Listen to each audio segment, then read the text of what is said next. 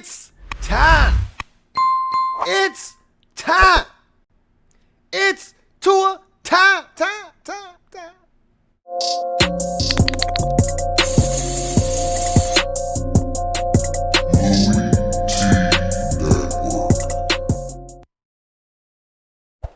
Who else could it be? Me, your man, Louie T. Welcome. Uh-oh. Wait a minute. I got something to fix. See, this is what happens when you want to do shit at the last minute.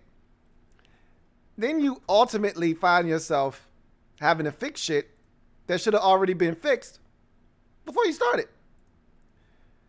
This is called failing to juggle multiple tasks at once. That's better.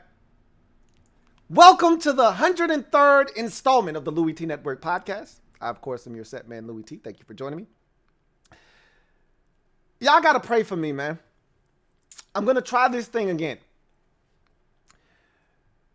I'm going to go and get a haircut. Another barber. One down. Many to go, potentially. I'm hoping this is it. My man, Derek B, told me when I first embarked upon this journey, he said, look, man, you're gonna go through a lot of guys before you find the right one. And he said, look, I told my girl this. A good barber is hard to find. I'd much rather leave you than leave my barber. Because I can find another one of you. I don't know if I'm going to find another one of him. Sounds crazy. That could be the love of his life. But that's how important it is to be able to find somebody that's not going to butcher your goddamn haircut. So I ask for all of your thoughts and prayers as you go to sleep at night. And hope that this time is better than the last time. And we'll see. I don't even know. I don't even have an appointment, but I'm ready to dip my toe back in the water. I told you I was going to let it grow back and I was going to go after it again. I feel like I'm at that point now where I'm starting to look like Wolverine again, and something has to be done. So I'm going back into the wilderness. I don't know what I'll look like when I return. That's why I ask for your thoughts and prayers. Anyhow, I digress. That's one. I'm keeping count. Y'all got me on a strict pitch count now, so I'm keeping count now. Let's jump into the show today, though, because there are a couple of things I got on my chest that I need to relieve and get off my chest. And so I'm feeling a little Carl Thomas-like today. I'm emotional and I can't let go. I'm emotional today. And so I need to get some of this off my chest. So let's jump into the gym dropping session, shall we? I think we shall. Let me drop this gem on your melon. Open your mind, let your conscience be. Wow, this has been a rough start to the pod. Didn't have the date or the pod episode right. I can't talk. My tongue is extra thick. I can't get it out of the way. Let's try this again. Let's get to the gem dropping session, shall we? Let me drop this gem on your melon.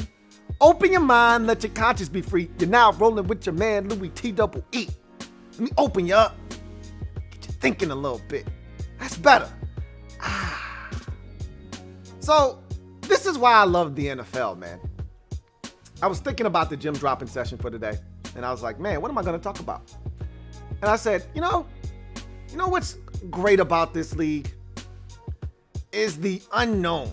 You think you know, you have no idea. We talked about that last week. You know, I came up here, made the declaration that I know who you are, and then the next week the Raiders beat the Chiefs, and all kinds of bedlam breaks loose in the league, and you're like, whoa, didn't see that coming. And that's why we love this league. And then you get to this week, and you read a headline like, Washington, the football team, is one game out of first place and also one game away from the number one pick in the draft. And it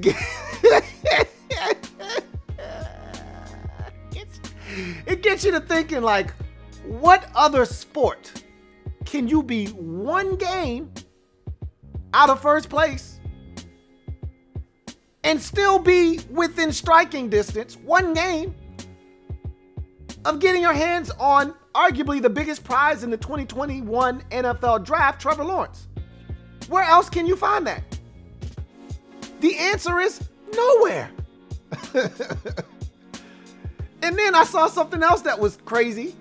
And this one I really want to talk about. This is what I want to talk about during the gym dropping session today. Yesterday, Brian Flores, bye week for the Dolphins, 3-3 heading into the bye week. I can't remember the last time the Dolphins were this good this late into the season. And it's not even late, which means the Dolphins haven't been this good in quite some time. And I'm pretty sure a Dolphins fan out there will be like, well, technically we were 4-2 in 2015. That may be the case. I don't know. I just don't remember the Dolphins being at 500 this late into the season. 7 weeks into the season, the Dolphins are going to be 500. And they're going to be one game out of first place heading into week 7. Now, they don't play a game this week. We'll see what Buffalo does. But they're in second place, a game out of first. And Brian Flores says, you know what? No time like the present. Tua, you're up. Tua Tagovailoa is going to start when they come off the bye in week 8. And I said, wow, that's ballsy. To which one of the OGs of the NFL, if you don't follow him on Twitter, shame on you, because he's a great follow. Why am I blanking on his name? I can see his face. Gil Brandt. There we go. Damn, took me a little while. Gil Brandt, who was the GM of the Cowboys for 28 years from 1960 to 1988 under Tom Landry, one of the architects of analytics and all the things that you see today. He was the one doing it way back in the day. He's the OG. Love his analysis, and he gets it. He's on socials. This guy's like 150 years old, but he gets it. He's on socials. He understands everything. Like when he speaks, I listen. And he tweeted out yesterday. You know what? Let me find the damn tweet. I don't want to misquote him because it was such a good tweet and it got straight to the damn point. And he said it so well that I don't even want to mess it up. So let me find this tweet. God damn it, I thought I liked it. I guess I didn't like it. So let me just go find the tweet then. All right, no biggie. So this is what Gil Brandt tweeted out yesterday. And I thought this was an awesome tweet. He tweeted out, boy, he tweets a lot. Here it is. They should write an NFL self-help book on how to handle a rookie quarterback, and Brian Flores should author it. All right? Meaning the Dolphins should write an NFL self-help book on how to handle a rookie quarterback, and Brian Flores should author it. To which a lot of people thought, this is a terrible move. Well, Gil Brandt says this is outstanding. This is exactly how you handle the situation. I love it. Now, I hate it for Ryan Fitzpatrick, and I just read that he absolutely was heartbroken by this move. He said he felt like this was his team. They were 3-3. They're in second place. They're competing at a high level. He's playing some of the best football of his career right now. And he said he felt like this was his team. And he said he was torn up. He says he loves Tua. Can't wait to see the young man play, but at the same time, this felt like his team. And I hurt for him because I love Ryan Fitzpatrick. I told you, Ryan Fitzpatrick is a National Football League treasure. And I told you guys to really savor this opportunity to watch Ryan Fitzpatrick play football. He'll never win anything meaningful. That's not, I told you, in the NFL rules handbook, it states any team with Ryan Fitzpatrick as its starting quarterback not allowed to make the playoffs, which is why Brian Flores made this move. Because he knows if they're going to have any chance to make it to the postseason, Ryan Fitzpatrick can't be their quarterback. But I'll take it a step further. Forget about all that.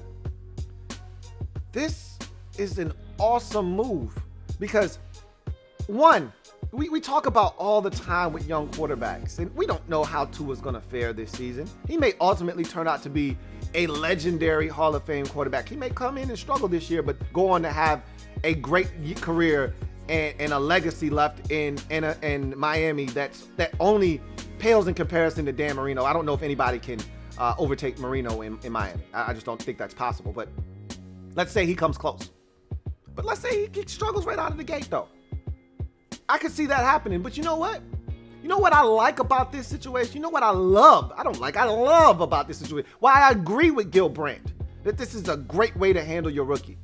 Throw his ass into the fire. You know why, though? They didn't rush week one right out of the gate. They said, no, we got a bridge. We got the best bridge, arguably, in NFL history, in Ryan Fitzpatrick. Who else has started for 8 different NFL teams and thrown a touchdown pass for 8 different NFL teams? Who else has done that? Nobody. I got the answers for you right here. Nobody. All right, so we got the perfect NFL bridge. And Ryan Fitzpatrick has been in this situation many a times before. He's going to tutor him. He's going to provide the tutelage that he needs.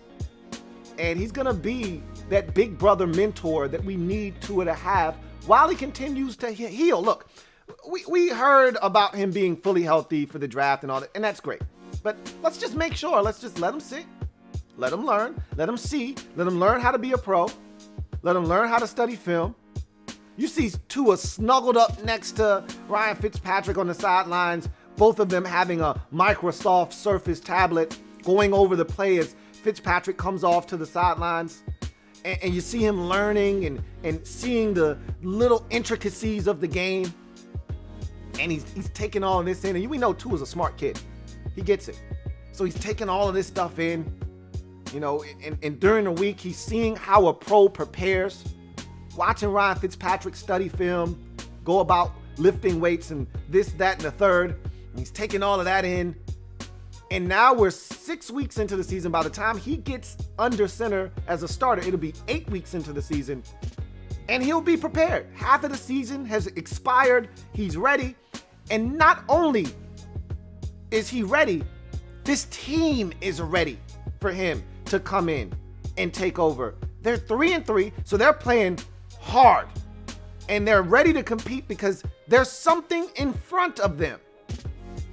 A division crown and a playoff berth right there in front of them. It's like a carrot that's dangling in front of this Dolphins team, or a piece of fish dangling in front of a dolphin. And this is the thing that I like the most.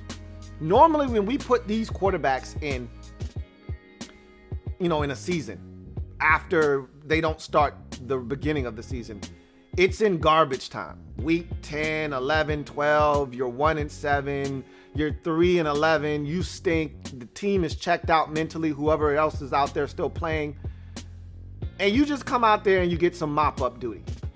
And while it may be impressive, we really don't know, how good that really was or wasn't. A la Dwayne Haskins last year, team was absolutely trash when he got in. He should have been in way before that, but got in, team was trash, played good down the stretch, but played against some bad teams. Also played against some teams that didn't have shit to play for because they had already clinched in the playoffs.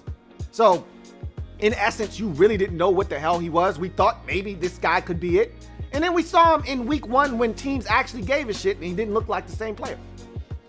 I want to see Tua when the stakes are their highest.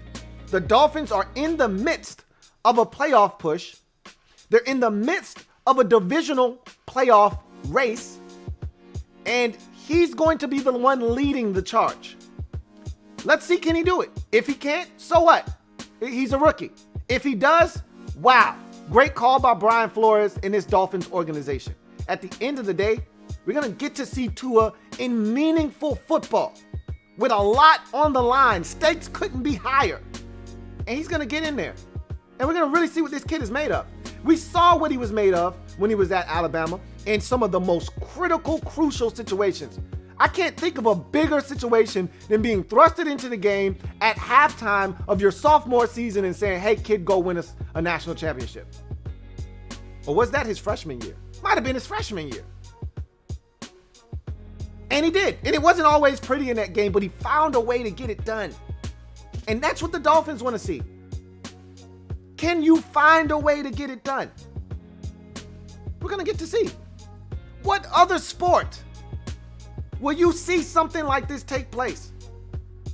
You'll never see in the NBA a rookie point guard that was the number 5 pick in the draft, number 4 pick in the draft. You won't see him benched. You won't see the veteran point guard benched in favor of the rookie as they're 50 games into the season and they're in second place in their division, 1 game out of first place. That's not happening.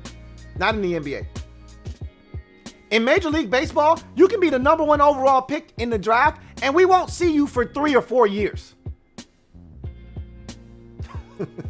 You got to go all the way through the minors before you make it to the major leagues, till you make it to what they call the show.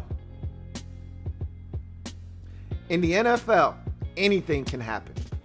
Your team could be 1 game out of first place, and you could be starting a rookie quarterback, or your team could be 1 game out of first place, and you could be drafting the number 1 pick in the upcoming draft. That's why I absolutely love the NFL, because you think you know, but you have no idea. I love this move for the Dolphins, and I actually like the weaponry that is starting to develop around him. I've always been a fan of Devontae Parker, and he's been playing outstanding football. Preston Williams is coming on strong, had a massive game a couple of weeks ago, and was big this week versus the Jets as well. I like this Ford kid out of Virginia Tech. Really like him. He's growing on me a lot. I think they can upgrade the running back position. If there's one position offensively, I love the tight end position. I think Smythe is a nice secondary option. And I think that the Penn State kid is exceptional. All right. Super athlete. We knew this guy could run, could jump, could do it. Now he's putting it all together. Took a little while, but now he's putting it all together, making big plays. I made fun of the Dolphins for their offensive line and drafting Austin Jackson in the first round and, this, that, and the third. I think they drafted Kenley later on in the draft, and he ended up starting not the kid they drafted out of Louisiana, Monroe, was it Louisiana Monroe? I think. Louisiana Lafayette. They put this offensive line together. Austin Jackson has not been a train wreck. I was wrong about that. And they seem to have it all put together. They've insulated this quarterback position so much so that they feel confident enough that they can stick a rookie in 8 weeks into the season with a 3-3 mark, 1 game out of first place, and they're ready to go. That's how you do it. That's what the Seahawks essentially did for Russell Wilson back in 2012. When they drafted him, they didn't know he was going to come and be their starter week 1. But you know what they did? The years leading up, they insulated that quarterback position. They had all these weapons, and they had all this defensive talent, and they were ready, and all they needed was a quarterback to come in and run the show. I'm not saying that's what they're going to do, and they're going to be in the NFC division, or like the Seahawks were in 2012, the NFC divisional playoff round. I'm not saying that the Dolphins are going to be in the AFC divisional playoff round this year with Tua as a rookie, like the Seahawks were with Russell Wilson as a rookie in 2012. But what I am saying is they've put him in a position to succeed. Now let's see what he does.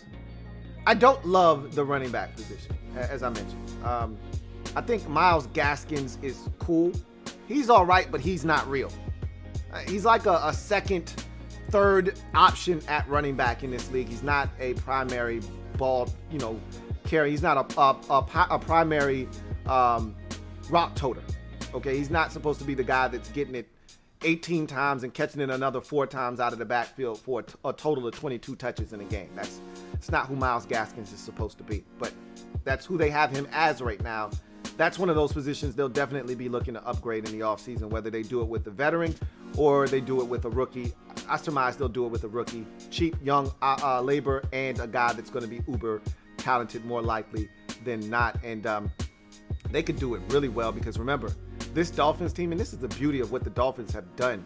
This is why when everybody was laughing at Brian Flores and Chris Greer and company, I was saying, man, y'all better watch out for these bastards. Quietly, they are making some moves over here. Now, they didn't know, but you never know when you make these deals. You just make them. They didn't know the Texans. The Texans made the trade because the Texans, one, are dumb.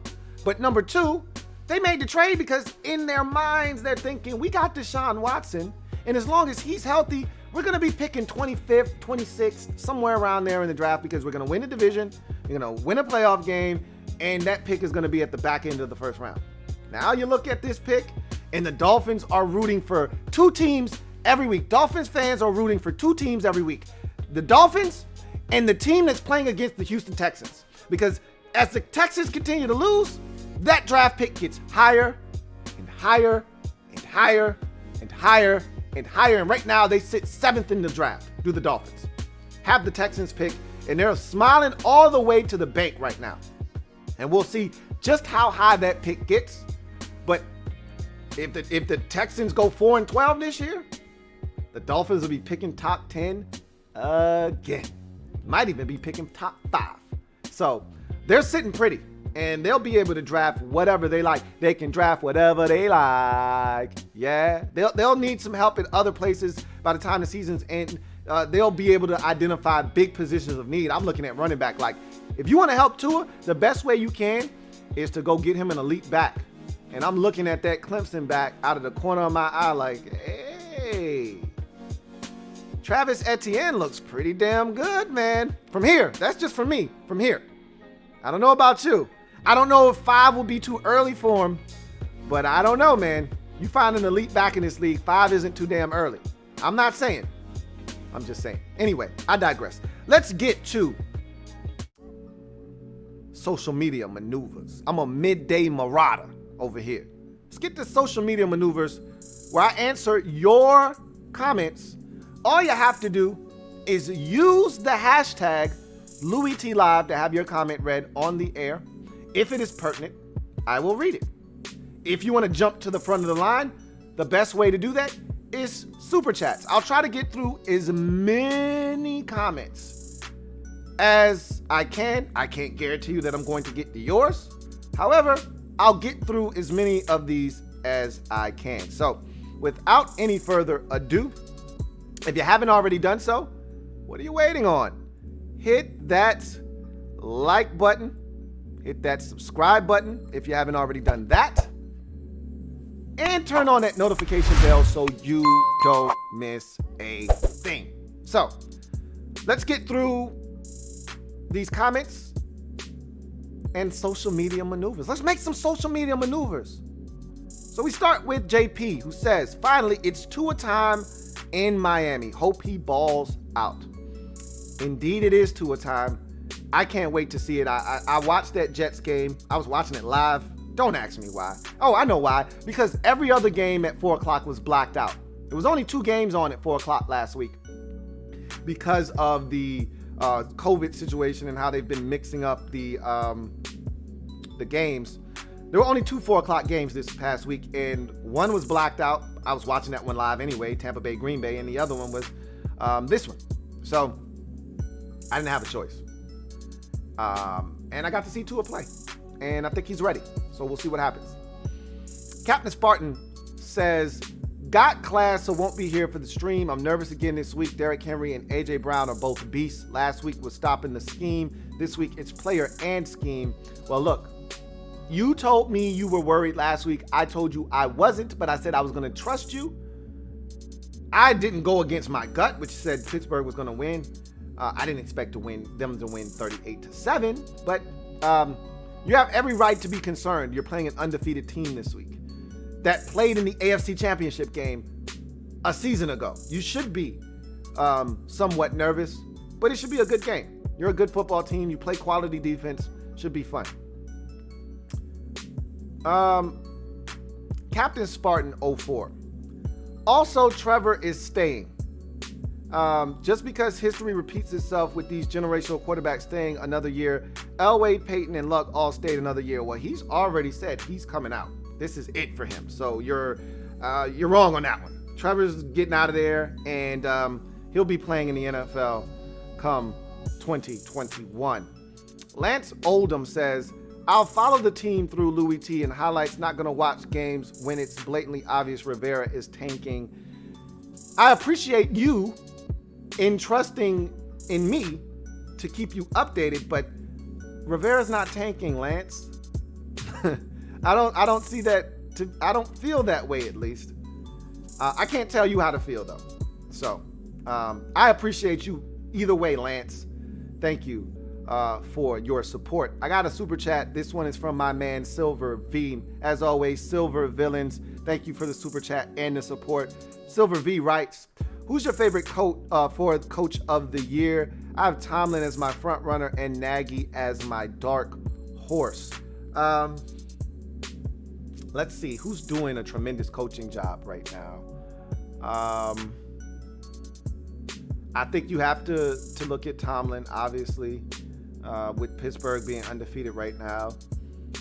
I think I think Nagy might be in front because of him having to do the whole quarterback shuffle thing, and they're still 5-1, figuring it out, even though I don't know if I want to give him a lot of credit for anything. But you definitely have to consider him in the mix as his team is playing exceptional football right now. He may even be in the front right now. He may be a front runner right now. As I continue to go around the league, I like the job that Cliff Kingsbury is doing in Arizona.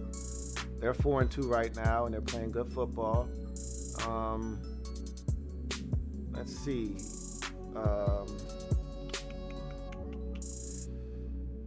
I think Brian Flores is doing an outstanding job in Miami. They're 3-3, and they're making a quarterback change. I guess the way the season unfolds will kind of determine whether he's in that conversation or not. But who thought the Dolphins would be 3-3 right now at this point of the season? I didn't. So I think you got to give him some credit. I think you got to give Sean McDermott some credit. They're 4-2 right now, even though they've lost 2 straight. And I think right now, if I had a vote, it'd go to Mike Vrabel in Tennessee. I didn't expect them to follow up what they did last year with what they're doing right now. They had the COVID situation. We thought they were going to be unprepared against the Bills. They go out and they score 42 points and destroy the Bills, who were undefeated at the time. Mike Vrabel would get my vote right now. So a lot of quarterbacks or coaches would be in that discussion, but for me, Mike Vrabel would be my favorite right now for Coach of the Year. He's doing a phenomenal job in Tennessee. Thank you for the super chat, Silver V.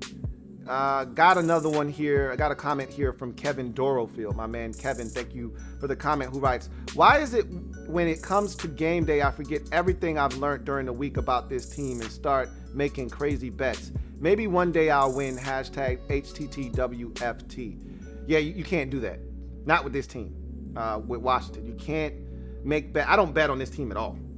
It's just not a smart thing to do. I only bet on things that I am confident in, and I'm not confident in this team at all whatsoever.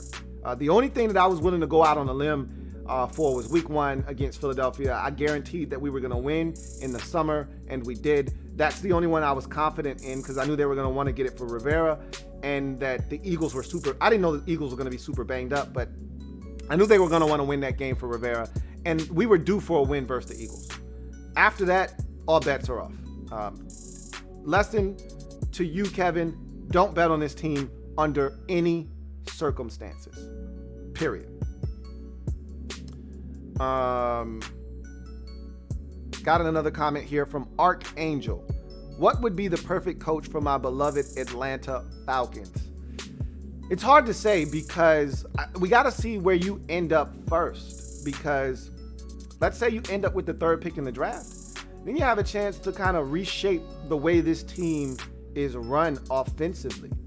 You got a chance to draft a quarterback that's mobile, that can do some things, and it could change everything, you know? So it's hard to say what you should do right now as a coach. If you end up getting hot, and it's very possible that this team could get hot and win 6 or 7 games this year, I wouldn't doubt that for 1 second. We saw what you did late last year when you got hot, started winning games left and right and beating some elite teams in this league. If you end up with like the 11th or 12th pick, I would just probably saddle in on Matt. Maybe still take a quarterback. At that pick or maybe even later in the draft to develop behind Matt, because Matt's 35. Let's not act like he's still a spring chicken, but he's still playing at a high level. This whole notion that you have to blow it up and that you should be selling at the trade deadline, I don't necessarily know if I subscribe to that. If you do subscribe to that and you start moving valuable parts at the trade deadline, I think it changes everything, and I think you're looking for then either a big-time offensive play caller or you're looking for a college coach. And I think the success of Matt Rule in Carolina in your division may start to skew the thought process of Arthur Blank, because he looks at what the Panthers did and their ownership did and how they just blew it up, got rid of the coach, moved on from the quarterback, went and got a college guy, paid him an inordinate amount of money, and gave him essentially total control over the franchise. He goes out, hires Joe Brady. They're winning football games. That kind of stuff tends to resonate with other owners. When they see that, they want a quick turnaround. And you could see something similar in Atlanta. But I think when it's all said and done, you hire like an Eric Bieniemy or someone like that to come in here. If you got a mobile quarterback, Bieniemy, I think could run your offense, and at some point he's going to get a job, and maybe in Atlanta. We'll see, but it's hard to say right now who your coach would be, because of the situation in Atlanta with all this uncertainty with around the quarterback position, around Julio Jones, who's going to stay, who's going to go, that type of thing. Could be a totally different organization come the end of this season. We may not even recognize this Falcons team as we've known them for the last decade. So that's going to, I think, really determine what you ultimately do with your head coaching search. And don't forget, you need a GM first. You fired both your head coach and your general manager. So you would be remiss to hire the coach first and then the GM. I think you need to hire the GM and let him then find a coach. So, that also matters too, who the GM is. Because some GMs have a rapport with certain coaches, and certain coaches have a rapport with guys that they've worked with around the league. And so you know how that goes. It's a good old boys club. And if you hire your boy, then your boy is going to hire his boys. And all of a sudden, you got a coaching staff full of retreads. That could happen too. We'll see what happens. Archangel also says, what are my Falcons missing? And is it about time to get a younger quarterback behind Matt Ryan to mentor the youngin? And I just kind of answered that, but to reiterate, I think it is time to find a youngin to put behind Matty Ice. Not necessarily to play now or even next year, but 2-3 years down the road, it'd be nice to have a Jamie Newman, for instance, a guy that it's not going to go more likely than not top 10, probably won't even go top 15 in this draft. But let's say you want to trade back. Let's say you got the 14th pick in this draft, and somebody calls you and they want to come up and get a guy, and you got to go back to 20. That'd probably be right in the Jamie Newman wheelhouse, more likely than not. I mean, that might be even early for him. But if you like a guy and you want to develop him, there's no such thing as taking a guy too early if it's your guy. You know my mantra, you know my motto. Get your guy when you feel the need to get your guy. And if Newman's your guy, if you're there at 14 and he's there at 14 and you feel the need to pull the trigger, pull the trigger. So we'll see what happens. A lot of interesting decisions for the Falcons, but I do think it's time. Whether you move on from Ryan or not, I do think it's time to draft a young quarterback. Whether that quarterback sits for 2 years and then plays, or is taking over right away because you moved Ryan in the offseason or during the trade deadline. Whatever the case may be, I do think it's time for you guys to invest in a young signal caller in Atlanta. And what are you missing? I think you're missing an elite level pass rusher. I've been saying that for years. You can't find a guy that can consistently get to the quarterback. It's no coincidence that the year that Vic Beasley had like 15 and a half sacks or whatever that ridiculous number was, you went all the way to the Super Bowl. Like, if you can get to the quarterback with the offense that you have, I think you have a chance to be dynamic. Your problem is still that you can't get off the field on third downs. You can't get stops when stops need to be had. I love Dante Fowler Jr., but you need somebody opposite of him, because if I'm going up against the Falcons, I'm saying two guys can't beat me. Everybody else, you get one-on-ones, knock yourself out, but I'm not letting Dante Fowler Jr. beat me, and I'm not letting Grady Jarrett beat me. And if you can block those two guys, you're good. Nobody else can get pressure one-on-one on that team. So you need to invest in an elite rusher, whether that's free agency, whether Yannick Ngakoue comes free and the Vikings don't re-sign him, or you go in the draft and get somebody. You need to invest in an elite pass rusher. That's what's stopping you from being, you don't have to be great defensively. With the way your offense is capable of scoring, you don't have to be great defensively. You just got to be solid. I'm not telling you to be 4th in the league. You just need to be 15th in the league. And if you can find a pass rusher, I think you can do that.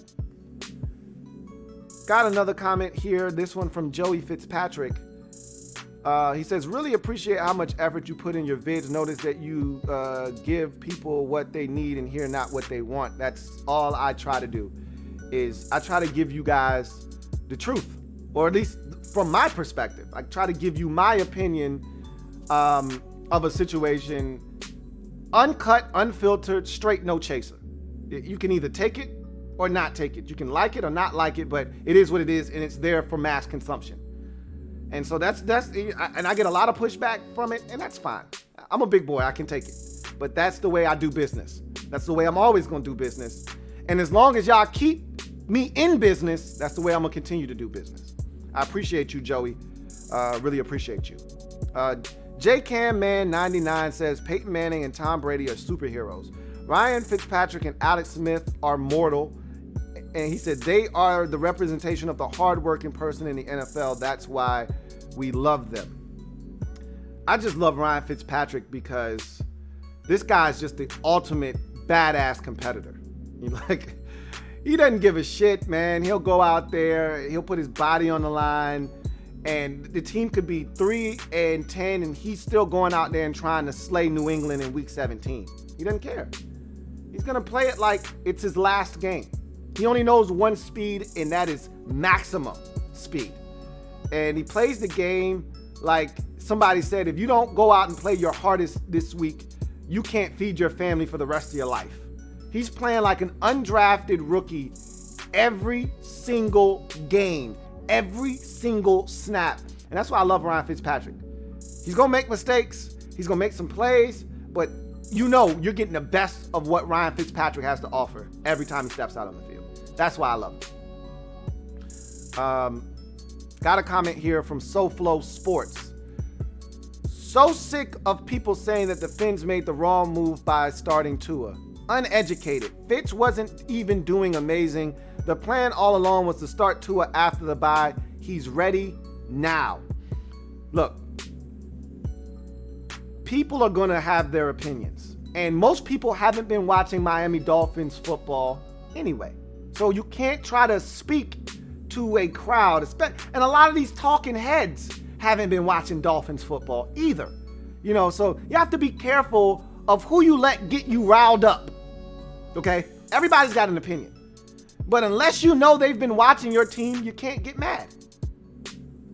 Ryan Fitzpatrick threw 2 picks this week. This team didn't have a third down conversion until the 6-minute mark of the 4th quarter, okay? They were struggling offensively, but he did have 3 touchdown passes in the first half. I will grant you that. But he hasn't been awesome, but he has led you to a 3-3 start. You have to give him credit for that. He was magnificent on Thursday night football against the Jaguars. He was even better versus the 49ers 2 weeks ago. You have to give him credit for the start he's gotten his team off to and where he's left this team off for Tua to pick up at. You have to give him credit for that. But anybody that says this team isn't ready for Tua to take over, they just don't get it. And that's okay if you don't get it. It's okay. And we can have differing opinions. You can think that it's the wrong move. I can think it's the right move. And we can agree to disagree.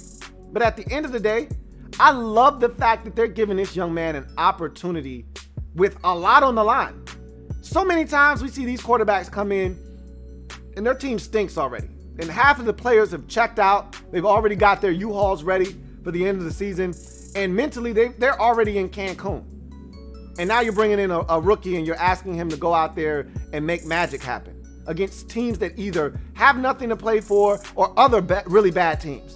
It's hard to really assess what this guy is when he's not playing meaningful snaps. That's why I'm always, if a guy is ready, and this is only if he's ready, I'm more in favor of the Joe Burrow method, which is, hey, throw his ass out there. Let's see what he's got.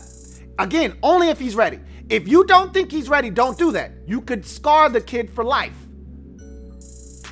But if you think he's ready, you throw him out there, which is why the Chargers said, you know what? The plan wasn't to play Justin Herbert, but you know what?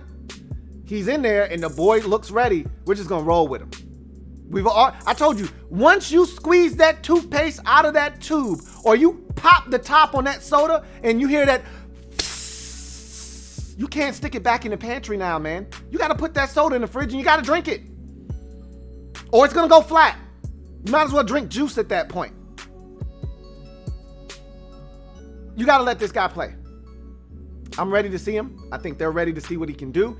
And it's a great situation because you're playing for a division, you're playing for a playoff berth, and you're going to get to see this guy in some high pressure, high leverage situations. How does he respond? You get to see everything you want to see in a young quarterback. And you don't have to wait until next. A lot of times when you wait till week 8, 9, 10, and your team is 1-6, the high pressure, high leverage situations are done for the season. You may have some in a game where he's got to make some plays to help you win, but it's not going to really impact the overall portion of your season. It's not going to impact the overall finish to your season. You're still a bad team. They're a good team right now. They're the only 3-3 team in the league. I told you, it's the haves and the have-nots. I've never seen a bigger disparity in the league. We've got 10 teams with 1 loss or less in the league. We've got a bunch of 4 and 5 win teams, and then we got the Dolphins at 3-3. It's crazy. It's crazy. Got one here from JCamman99. Says Ryan Fitzpatrick needs to start for a 9th team, and I wouldn't be shocked if he did. I would not be shocked if he did. Silver V, thank you again for that super chat earlier. He says, I know you don't like the thought of Alex Smith playing again, but he could win the division for you, and the value of creating a winning culture for Chase Young and company would be good. That's the difference between me and you right now. I don't think Alex Smith could win me a division. I don't. I really don't think he is where he needs to be mentally. You can have practice reps all you want. I don't think he's where he needs to be mentally to be able to win us football games. I think he is a guy that is really happy that this journey has come full circle, that he got to play in an NFL game, that he got to say, hey, I did it, so can you. But when I saw him out there, he looked scared. He looked like a shell of himself. And I get it, it was his first game back, and maybe if you give him 4 starts, he won't look like that after the 4th start. And that may be the case. I just don't think he gives us the best chance to win. I don't. So we'll see. Mike Lowry says, can you lower the music? Sure, I can do that. Didn't know it was a problem, but I can absolutely do that. And the music is lower. And there we go. Hopefully that helps. And I'll leave it that way moving forward. Got another comment here. Archangel says, thank you so much, Luke, for taking the time out of your day to feed us, the people. Love what you are doing with the channel. Keep up the good work, my brother. Hey, anytime, man. I can't do what I do without you. So without you, the viewer, there is no me, your man, Louie T. So I thank you for all that you guys do, all the energy, the effort, and the time that you pour into this channel continues to feed this channel and help it become what it's becoming. I'm far from where I ultimately want to be, but I'm getting there slowly but surely because of viewers like you. So thank you for your time and your effort and your energy, and all of you out there that you help provide for the Louie T Network. Mike Lowry says, any chance we pick up Fitz? I don't think so, but you never know. You never know what the situation is at quarterback next year. Kyle Allen is on a 1-year deal. Alex Smith could be gone after next season. And Dwayne Haskins could be traded. And you could be sitting there with a cupboard completely empty. You draft a young guy. He needs a bridge. Ryan Fitzpatrick could be your guy. Cam Newton could be your guy. It's hard to say right now. Again, as I mentioned earlier when I was talking about the Falcons, so much football left to be played. So many things left to be determined. Hard to say what teams are going to do in the offseason when you've still got 10 weeks of football remaining. So hard to say, but I can tell you this much. I would not count Fitz out starting elsewhere next season. Craig Smith says, I just think throwing Tua in the path of Aaron Donald in his first start is quite risky. While I understand that, hey, you're going to play against guys that are dominant week in and week out in this league. Not quite the level of Aaron Donald on a weekly basis, but no time like the present for a Tua to be baptized. You got 99 in the middle of your defense. You need to know where the hell he is at all times. Hey, young fella, figure it out. Hey, if I'm the Dolphins, don't be stupid like Washington and allow this guy to be singled up. Double his ass. Wherever 99 goes, 2 Dolphin offensive linemen go. Simple as that. If you can't understand that concept, then Tua will be running for his life, and whatever happens to him is on them, period. But you're going to play against Aaron Donald. You're going to play against dominant rushers, Bozas of the world.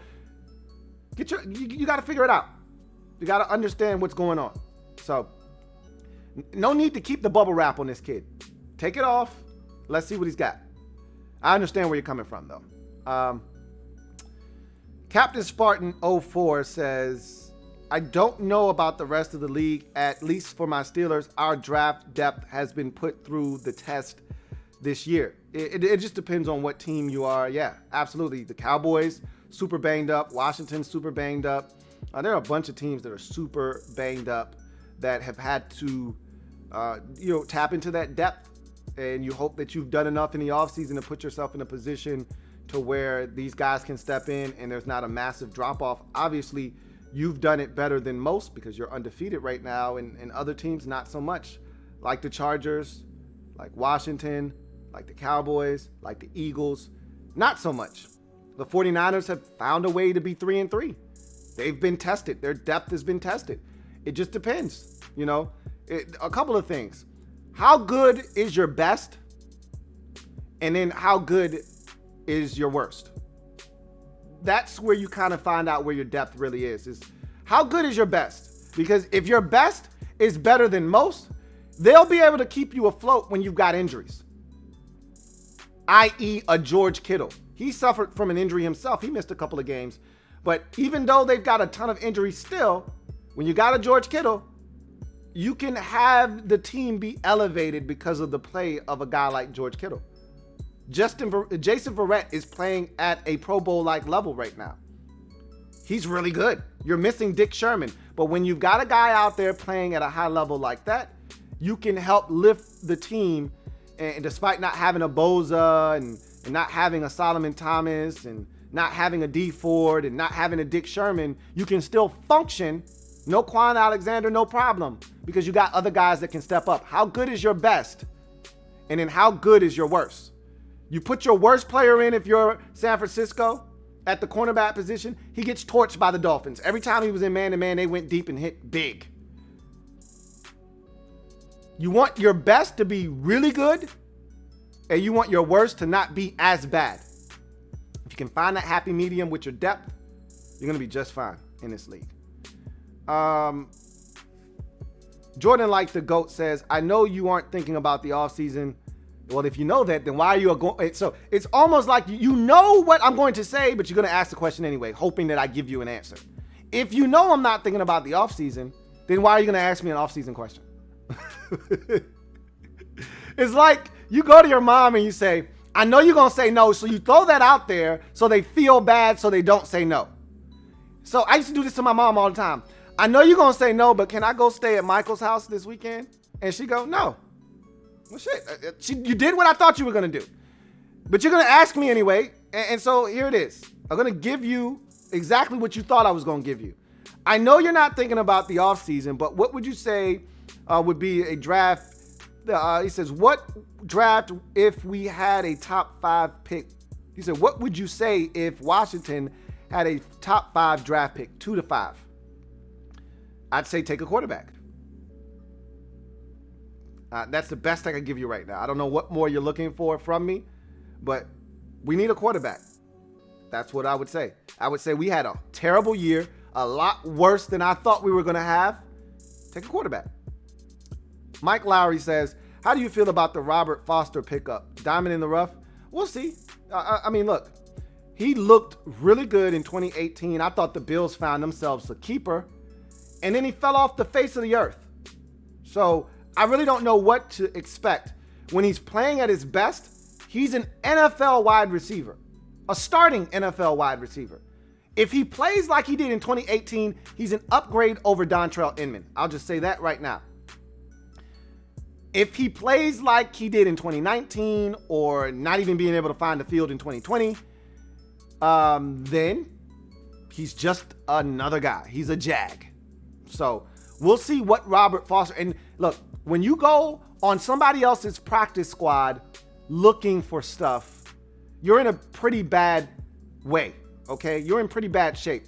Don't go looking for practice squad guys to be heroes.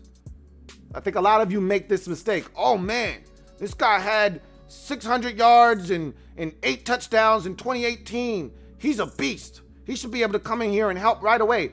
No. You'll be lucky if this guy catches a pass for us in the next 2 months. He may get in at the end of the season, but don't expect Robert Foster to just come in here and start balling. He doesn't even know this offense. Craig Smith says, I'm sorry. I don't have any sympathy for other teams dealing with a few injuries. My Chargers have been down 12 starters, many of them the best on our team. I'm right there with you, Craig. I don't have sympathy for anybody with injuries. Don't want to hear it. Don't talk to me about this guy was missing, that's why we lost, or that guy was missing. I don't want to hear it. We're banged up just like the next team, and you got to figure out a way to overcome injuries. I don't want to hear it. Captain Spartan says, ain't gonna lie, I say somewhat got hopes for some February football for my Steelers, but gotta focus on the opponent in front of us, so gotta focus on the Titans. Absolutely. Don't start looking too far into the future. Take it one game at a time. The Titans are a massive challenge for you in week 7. And you could be looking at a potential AFC championship matchup for all we know. I mean, it's a really good Titans football team. So try to take care of business this week. Anyway, I digress. Let's get to our third and final segment of the show, and that's garbage time. So we got a game on Thursday night. I'm not really looking forward to it, but it is family business. You know how it is. If these two teams said they ain't did it, then they ain't did it. But if they did, well, that's NFC East family business. You know how to family do it. So yeah, I'll be watching. It's family business. And I'll be live with the MOBB on Flick, holding it down with the Washington Mob Squad. And if you want to join in, you're more than welcome to. We'll be watching that game live on Thursday night as the Giants take on the Philadelphia Eagles in what should be one of the worst games of Thursday night football this season. Both of these teams stink. Now, the Eagles seem to be figuring some things out. They still stink. The Giants are just horrid on offense. Now, their defense, actually not half bad. Their offense is anemic. It is just trifling. And they don't have a lot of healthy bodies at receiver. They should be getting Sterling Shepard back this week. We'll see. But I can tell you this much. They're going to play hard. It's an NFC East game. It's family business. They know each other well. It's going to be close. Anybody could win. And I struggle with this next thing that I'm about to say, but I'm going to say it. The winner of this game could be in first place. Ugh. Yikes. If the Eagles win, they're in first place. If the Giants win, and then Washington beats Dallas, the Giants are in first place. Man, this division stinks. I don't need to tell you that. You've already heard it 10 million times. We're the butt of everyone's jokes. We're going to be the butt of many more jokes come Thursday night. We're going to have to listen to 3 hours of the broadcast crew ragging on this division and talking about how bad it is. And they're going to talk about how this many teams in the league have as many combined wins as this whole entire division, and that no division has finished worse than 7-8-1 in NFL history, and this division is on pace to finish. We're going to have to hear all of that bullshit for 3 hours. I'm not looking forward to it. But you made your bed, now you must lie in it. So our division is bad. We did this. Now we must live with the consequences. So Giants, Eagles on Thursday Night Football. The Eagles are the better team. I expect them to find a way to win. It is not going to be pretty. It's going to be one of these weird, funky scores because their head coach, Doug Peterson, is a genius of the lowest levels. He thinks he just got this whole 2-point conversion analytics thing figured out. And so this score is going to be something funky like 22-17. Some weird, uncommon NFL score that only you get in Eagles games because they can't kick extra points like everybody else. That's why you ended up with a 25-20 game against the 49ers. Who scores 25? The Eagles do, because they don't follow the rules like everybody else. So look for another weird score like 22. But they'll win this game because the Giants can't score. As long as Wentz doesn't turn it over 4 times, they'll win this game. But if they turn it over and it leads directly to Giants points, the Giants could steal this game. I don't see it happening. I'll take the Eagles in that game, but it should be, I don't want to say a lot of fun, but I'll enjoy watching it just because it's family business. I'll say that. Anyway, I thank you guys for joining me. Look forward to chopping it up with you in the near future. These are always fun on Wednesdays when I get to your comments and you guys get to take over the show with social media maneuvers. We'll be back on Friday for another pod where I'll give you my picks for week number 7 in the Football League. We will also have Thursday night leftovers from whatever this Thursday night game produces. Ugh. But we'll talk about it. And we'll start to look forward to this week's number 7 in the National Football League. Also, if you're a Washington fan out there, or any fan for that matter, you're free to join. Just know it's a Washington group. So you'll be immersed, surrounded, outnumbered by Washington fans. But you're free to join if you like. Join me on Flick for the Washington Football Mob Squad. MOBB, stand up. We in the building. Also, if you haven't signed up for Patreon and become a patron and you're a Washington football fan, what are you waiting on? Get this film, man. I just uploaded a clip from my film on IG, and I'm going to do that every week now, where I give you one of the plays that I thought was impactful from the past week's game. And so I'll start doing that on IG every week. I gave you a play already from the offensive side. I'm going to comb over the defensive film today. I'll give you a play from that side of the football as well. If you're not on Patreon, what are you waiting on? And also, don't forget about that LouieTeeNetwork merch, man. Support your kid. If you really want to rep your boy, get some merch. Walk around your city, donning the LTN logo. Somebody say, hey, that's a dope shirt. Where you get that from? You tell them where you got it from. You know? Rep the kid. Support the LouieTeeNetwork. I had somebody spot me at the gym because I was, I'm always decked out in the LTN garb. Every time you see me, I'm going to be repping my set. It's what I do. Somebody spotted me because of that at the gym. I don't get recognized very often. It's very uncomfortable, I might add, because some people come up to me and they act as if I'm some type of superstar, and I'm like, bruh, I'm just me. Like, this is weird. I'm still adjusting to that. When people come up to me, are you Louie T? And I'm like, yes, I am. Who's asking? So I'm still getting accustomed to that, but I guess I need to be better, because if I'm gonna rock the gear, then I'm telling everybody, hey, look at me. I'm Louie T. Or I'm just saying, hey, I'm repping the squad, and I want you to do the same. So hats are coming. I know a lot of you have asked me about hats. I got lids on the way. So stay tuned for that, but get you a shirt. It's about to get chilly outside. Get you a hoodie, okay? And rep the Louie T Network. I appreciate every single one of you guys. Deeply, deeply from the bottom of my heart, I do. Can't thank you guys enough for what you do for the Louie T Network.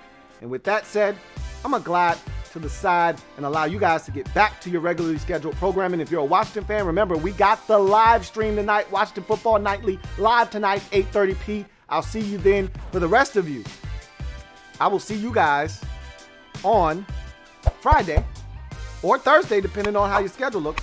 We got a Thursday night game. I'll be live after that. I'll see you Friday for this podcast. In any event, I'm your man, Louie T, signing off. If it's not your man, Louie T, it's not the best NFL coverage it could be. Until next time, I'm your man, Louie T, and this has been the Louie T Network podcast. See you next time. Have a good one. Louie T Network.